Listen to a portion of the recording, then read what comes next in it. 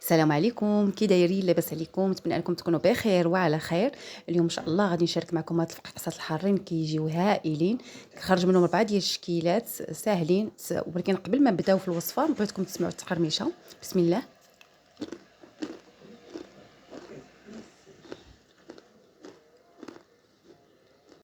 بالنسبه للمكونات كنحتاجوا 250 غرام ديال الزبده، عندي هنا النوع لذة، ممكن انكم تستعملوا ديال العلب ولا تستعملوا حتى ديال العبار كتجي ألذ. 4 ديال القطع ديال الفرماج مثلث ولا مربع، واحد الياغورت طبيعي الوزن ديالو 110 غرام. من بعد كنضيفوا كاس مخلط ما بين زيت الزيتون وزيت المائده وجوج معالق كبارين ديال لا موطارد. كنضيفوا معلقه كبيره ديال الخل، معلقه صغيره ونص ديال الملحه، معلقه صغيره ديال بودره الثوم، معلقه صغيره بصل بودره، شويه ديال السودانيه، نص معلقه ديال الابزار، معلقه كبيره ديال العسل ولا معلقه ديال السكر، وجوج معالق كبارين ديال عطريه ديال الحوت. في الاخير كنضيفوا جوج بيضات وخماره حمراء من وزن 8 غرام. صافي كنخلطوا هاد المكونات مزيان مزيان. ضروري خص الزبده تكون يعني نكونوا خرجناها قبل درجه الحراره المطبخ، خصوصا الزبده ديال التورق كتكون صعيبه باش تخدمي بها، ضروري خصها تكون يعني رطبه. صافي كنبقاو نخدموا هاد الشيء مزيان مزيان. هاد المكونات كناخذ واحد شويه ديال الطحين فورس كنضيفوا على هاد المكونات باش دغيا دغيا تطلق لي الزبده مع الفرماج. من بعد كنضيف 2 كيسان ديال الماء، كندخل كاس بكاس، كاس الماء عادي يعني من الصنبور. صافي ومن بعد كنضيف الطحين. بالنسبه لكميه الطحين اللي عندي هنا عندي كيلو ديال الطحين، كنبقى نضيفو شويه بشويه، يعني نحاول اننا ما ندلكوش العجين، اننا نجمعو غير بالاصابع ديال اليد فقط كيف كتشوفوا في الصوره. بالنسبه للكميه اللي دخلت لي تقريبا كيلو قل كاس ديال العنبه ديال الطحين هو اللي طلقت به، ولكن بالنسبه للمجموع يعني من الاول حتى للتالي هو كيلو. صافي كنبقاو نجمعوها هكا كتشوفوا كتكون رطبه في نفس الوقت ما تلتصقش باليد، يعني بحال لاباط سابلي، بحيث القص حنا بحيث من بعد ملي كندخلوا هذوك المناسبات كنضطروا اننا نزيدوا الطحين. هي ديك الكميه اللي بقات لي هي اللي كنضيفها في الطليق. صافي قطعت العجين 4 ديال القطع. بالنسبه للقطعه الاولى ضفت لها الزعتر، ضروري كنضيفوا الطحين حيت كيف شفتوا لاباط خفيفه، كنوضعوها في بلاستيك غذائي باش ما تكون ليناش هذيك القشره. العجين الثاني ضفت له التحميره والهريسه، شويه ديال الطحين وجمعتها. الكره الثالثه ضفت لها المعدنوس مجفف. هنا خصنا نضيفوا الخرقوم، انا نسيت من بعد عاد غادي نضيفو. والقطعه الاخيره ضفت لها الزيتون مطحون مع شويه ديال الزعتر، غير هو ما نطحنوش كامل باش ما يتغير ليناش اللون ديال لاباط. صافي وكنوضعها في بلاستيك غذائي وكنخليوها ترتاح في الثلاجه على الاقل مده ساعه باش يعني كتجيكم سهله. بالنسبه اللي ضفت لها المعدنوس انا زدت لها الخرقوم البلدي. صافي من بعد ملي ارتاحت لي لاباط تقريبا شي ساعه غادي نطلقها فوق سطح العمل كيف كتشوفوا. نحاول اننا نشكلوا واحد المربع من بعد نطلقوها.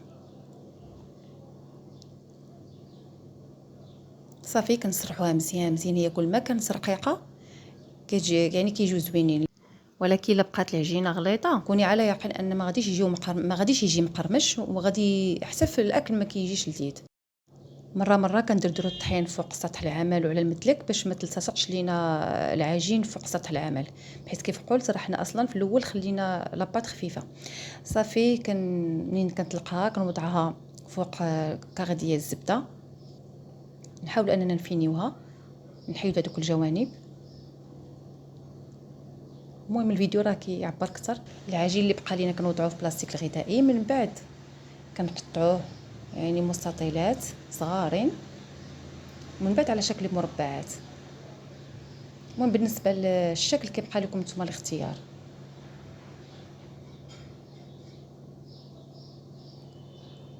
كندهنوا بيض البيض اللي خلطت مع شويه ديال الماء ديال الهريسه والقطيره ديال الخل، ومن بعد كنضيفوا نص لوزه على كل مربع.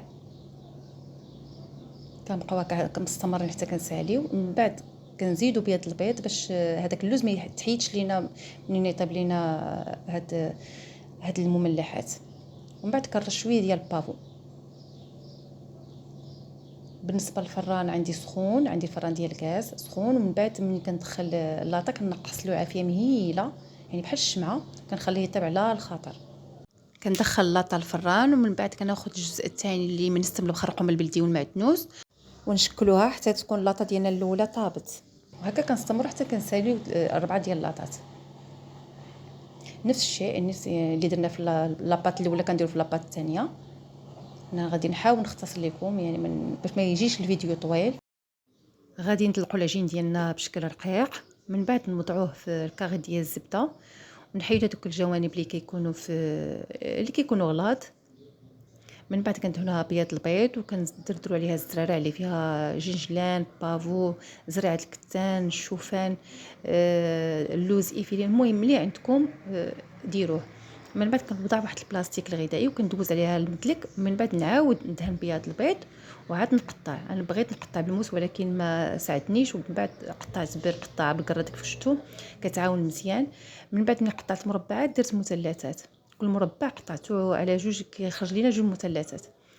نفس الشيء غادي نستمروا هكا حتى نساليو جميع القطع العجين عندنا. هذا بالنسبه للعجين الثالث والرابع قطعتهم شرائط عاديين، يعني شرائط صغيورين كيف كتشوفوا. هذه ديال الزعتر، درت عليها شويه ديال الفرماج احمر وشويه ديال الزعتر من الفوق. نفس الشيء غادي ندخلها الفران. العجين الاخير اللي هو الزيتون هو نفس الشيء، قطعته شرائط رقاق ودهنته بيض البيض ورشيت عليه شويه الجنجلان صافي ودخلته الفران. هذا هو الشكل النهائي ديال الفقاقسات ديالنا، كيجيو هائلين. نتمنى انكم تجربوهم. السلام عليكم ورحمه الله تعالى وبركاته.